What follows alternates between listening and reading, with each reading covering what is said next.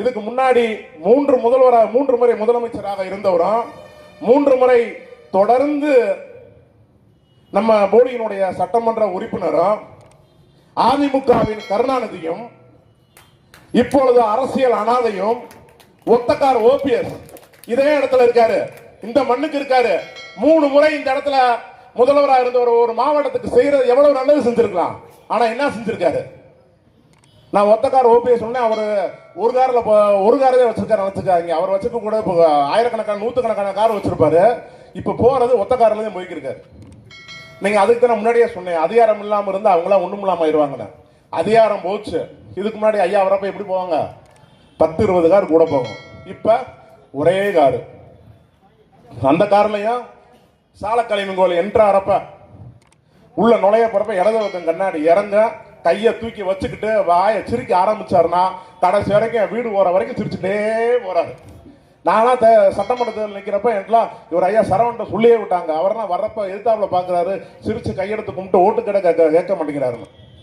நம்மளுக்கு அதை கொஞ்சம் கேட்க வச்சு தெரியாத ஒரு ஆள்கிட்ட அதை போயிட்டு அதை கேட்கறதுக்கு சும்மா இப்படி சிரிக்கிறது போன சங்கடமா இருக்கு. இவங்களுக்கெல்லாம் அது ஒரு தனி பயிற்சி பற்றாய் வச்சிருப்பாங்க நினைக்கிறேன், எப்படி சிரிக்கணும் எப்படி கும்பிடணுங்கிறத. இதை மட்டும் தான் தொடர்ந்து செஞ்சுக்கிட்டே இருக்காரு. போன வாரம் இங்க ஐயா எடப்பாடி பழனிசாமி வந்திருந்தார். நாங்க ஆகஸ்ட் 2ஆம் தேதி இதே தேனி மாவட்டத்தில் வரலாற்று சிறப்புமிக்க ஒரு பொதுக்கூட்டத்தை எங்க அண்ணன் தலைமையில் நடத்தணும். அதிகபட்சம் ஒரு 1.5 லட்சம் செலவழிச்சு, அதுவும் அந்த எல்இடி எல்லாம் போட்டதுனால அவ்வளவு சிறப்பா 10,000 பேர் ஒரு பொதுக்கூட்டம் மாநாடு போல நடத்தி முடிச்சோம். நீங்க போன வாரம் எடப்பாடி பழனிசாமி வந்திருக்காரு, இதே தவிர செல்ல கூட்டம் போடுறீங்க. 200 ரூபாயை கொடுத்து கூட்டத்தை கூட்டி வந்து அவர் வர்றதுக்கு முன்னாடியே வந்த கூட்டம்லாம் காலியா போச்சு. இந்த ரூபாயெல்லாம் இப்ப நீங்க அரசியல்ல முதலீடு நினைச்சுதானே நீங்க போட்டுக்கிட்டே இருக்கிறீங்க. அங்க வந்து அவர் வந்தோடனே வந்து இவ்வளவு பெரிய கூட்டம் கூடி இருக்கு, அவருக்காக வந்த மாதிரியும் அவருடைய பேச்சை கேட்க வந்த மாதிரியும் சொல்லிக்கிறீங்க.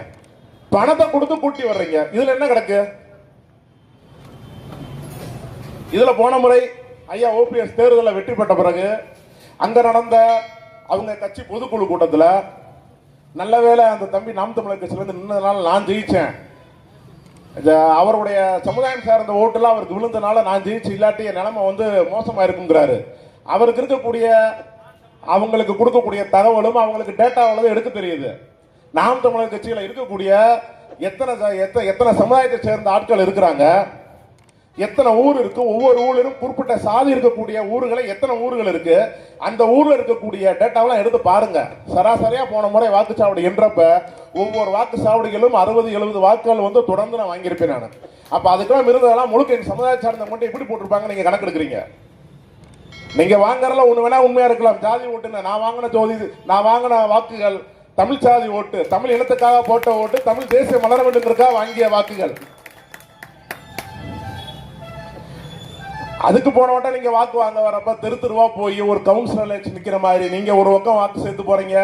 உங்க ஒரு சுய ஒழுக்கம் இல்லாத ஒரு மகனை பெற்று வைத்து அவரை இந்த பாராளுமன்ற தொகுதிக்கு எம்பி அவர் ஆக்கிவிட்டு ரவீந்திரநாத் ஒரு பக்கம் ஓட்டு கேட்டு போறாரு, மருமக ஒரு பக்கம், ஆன்மீக ஜெயபிரதீப் ஒரு பக்கம் தொடர்ந்து வாக்கு கேட்டு தெருவா போய் ஒரு கவுன்சிலர் எலெக்ஷன் நிக்கிற மாதிரி கேட்டு ஒரு 3 முறை எம்எல்ஏவா இருந்த 3 முறை முதல்வராக இருந்தவர் இந்த வாக்கு கேட்டு போன வட்டம் வெற்றி பெறல. வெற்றியை வாங்குனீங்க, பணம் கொடுத்து வாங்குனீங்க, எத்தனை கோடி முதலீடு போட்டு வாங்குனீங்க. அதுல இப்ப நீங்க வாங்கினதுக்கு அப்புறம் மீண்டும் இந்த மண்ணுக்கு நீங்க என்ன செஞ்சிருக்கீங்க?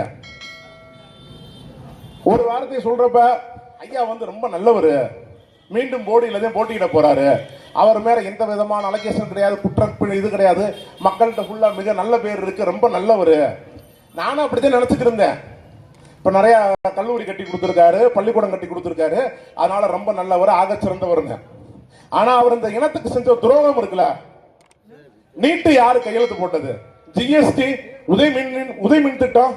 அதை தாண்டி தமிழ்நாட்டில் இருக்கக்கூடிய வேலையில யாரு வேணாலும் வேலைக்கு சேரலாம், வட இந்தியர்களுக்கு வாய்ப்பு கொடுக்கலாம் சொல்லி கையெழுத்தை மாற்றி போட்டு இந்த தமிழினத்துக்கு மிகப்பெரிய துரோகம் செஞ்சது இந்த ஐயா ஓபிஎஸ் அவர்கள். அவர் கையெழுத்து போட்டனாலதான் இன்னைக்கு வந்து வடநாட்டில இருந்து ஒவ்வொருத்தரும் வந்து பரீட்சை எழுதி பாஸ் ஆக 2 வருஷத்துல உனக்கு தமிழ் தேர்வுல நீ தேர்ந்தெடுத்த அந்த பரீட்சை எழுதி நீ பாஸ் ஆகிட்டா போது இங்கே இருக்கலாம் சொல்லி இப்ப சட்டம் தீட்டி இங்க எல்லாரும் வெளியில வேலைக்கு வந்துட்டு இருக்காங்க அரசாங்க பணியில. நம்ம பிள்ளைகளுக்கு வேலை அடைக்க மாட்டேங்குது. இதெல்லாம் விட துரோகம் நீங்க வேற என்ன செஞ்சிருக்கீங்க?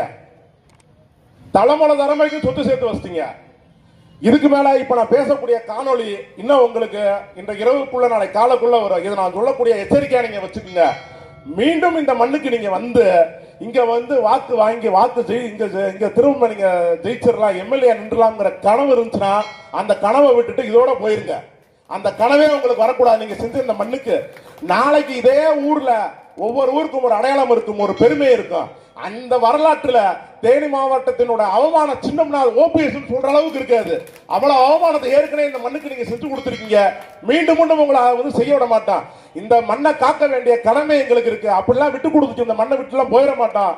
நீங்க இங்க நிக்கணுங்கிற எண்ணம் இருந்தா பேசாம விட்டுட்டு போயிருங்க. இதே பைபாஸ் மீனாட்சிபுரம் மீனா வழக்கு கிட்ட பெரிய கட்டணம் கட்டி வச்சிருக்கீங்க. ஏலக்காய் கடையை பார்த்தோமா தொழிலை பார்த்தோமான்னு பார்த்து பேசாம போயிடணும். மீண்டும் இந்த இடத்துல நிக்கணுங்கிற எண்ணமே உங்களுக்கு கனவுலையும் வரக்கூடாது. அதே போல உங்களிடம் மீண்டும் ஒரு சின்ன கோரிக்கை. இங்க இருக்கக்கூடிய சட்டமன்ற உறுப்பினர், தென்றலில் இருக்கக்கூடிய சட்டமன்ற உறுப்பினர் இருக்கு, அதெல்லாம் நீங்க திறக்கிறதே கிடையாது. முழுக்க புதர் மண்டிப்பு கிடக்கு. அதோடைய உச்சியில ஆர்சியில ஒரு 6 அடிக்கு மேல அரச மரங்களா வளர்ந்து கிடக்கு. இன்னைக்கு நீங்க இருக்கிறீங்க, நீங்களே இருக்க மாட்டீங்க. 2026 தேர்தலுக்கு அப்புறம் நாம் தமிழர் கட்சியை சேர்ந்து அங்க வந்து சட்டமன்ற உறுப்பினராக உட்காருவாங்க. எங்களுக்கு அந்த கட்டடம் வேண்டும், நல்லதா வேணும். அந்த கட்டடத்தை கொஞ்சம் சரி செய்யுங்க. ஒரு தடவை வந்து உட்காருவோம். ஒரு தடவை உட்கார்ந்ததுக்கு அப்புறம் நிரந்தரமா இந்த சட்டமன்ற உறுப்பினருங்கிறது நாம் தமிழர் கட்சியில மட்டும்தான் இந்த போடி மண்ணிக்கு இருப்பாங்க. ஏன்னா நாங்க திரும்ப வாக்கு கட்டல வரமாட்டோம். எங்களுடைய செயல்பாடு அப்படி இருக்கும். நாங்க கேட்டு வராலும் வராவிட்டாலும் நாம் தமிழர் கட்சிக்கு தானாவே நீங்க சென்று வாக்கு செலுத்துற அளவுக்கு எங்களிடம் போகக்கூடிய சட்டமன்ற உறுப்பினருடைய செயல்பாடு இருக்கும். அதனால அந்த சட்டமன்ற அலுவலகத்தை மட்டும் கொஞ்சம் சரி செஞ்சு கொடுத்துருங்க. இறுதியாக ஒன்று, நீங்க போடியில் இருக்கக்கூடிய மக்கள் எல்லாருக்கும் நீங்க எங்க வேணாலும் போங்க, ரொம்ப நாள் தீராத ஒரு பிரச்சனை உங்க தெருல ஒரு பேருந்து நிலையத்துல இல்ல கனிம வள அங்க மண்ணல் இடத்துல ஏதோ ஒரு இடத்துல ஒரு பிரச்சனை இருந்துகிட்டே இருக்கு. அந்த பிரச்சனைய கவுன்சிலரும் வந்து பார்க்கல, வேற யாரும் சட்டமன்ற உறுப்பினர் இல்ல ஆணையாளர் யாருமே வந்து பார்க்கவே இல்லை. ஆனா அந்த பிரச்சனை வந்து சரி செய்யப்பட்டிருக்குன்னா அதுல நாம் தமிழர் கட்சிக்காரன் வந்துட்டு போயிருக்கேன் நினைச்சுக்கோங்க. அதுக்குண்டான உங்களுக்கு நாங்க வந்த தடயம் விளம்பரம் வேணாம் இல்லாமல் இருந்திருக்கோம். அது அந்த குறைகள் அனைத்தையும் சரி செய்து கொடுக்கிறது நாம் தமிழர் கட்சியாகத்தான் இருக்கும். நான் சொன்ன நம்ம மாவட்டத்தில் இருக்கக்கூடிய இந்த அடிப்படையான பிரச்சனைகள் எதையும் இவர்கள் சரி செய்து தர போவதில்லை. எதற்கெடுத்தாலும் சொல்லக்கூடிய நாங்கெல்லாம் திராவிட மாடல் ஆட்சி நடத்துகின்றோம், திராவிடியன் ஸ்டாக் சொல்லக்கூடிய யாரும் இதற்கெல்லாம் தீர்வு தரப்போறதே இல்லை. இதையெல்லாம் பேசி யாரெல்லாம் தமிழர்கள் தமிழியன் சொல்லி தமிழ் தேசியம் பேசி தமிழ் தேசம் வெல்ல வேண்டும் என போராடி கொண்டிருக்கக்கூடிய நாம் தமிழர் கட்சிக்கு அடுத்து நடைபெறக்கூடிய 2026 சட்டமன்ற தேர்தலில் விவசாய சின்னத்தில் வாக்களித்து வெற்றி பெற செய்யுமாறு கேட்டுக்கொண்டு விடைபெறுகிறேன். நன்றி, வணக்கம்.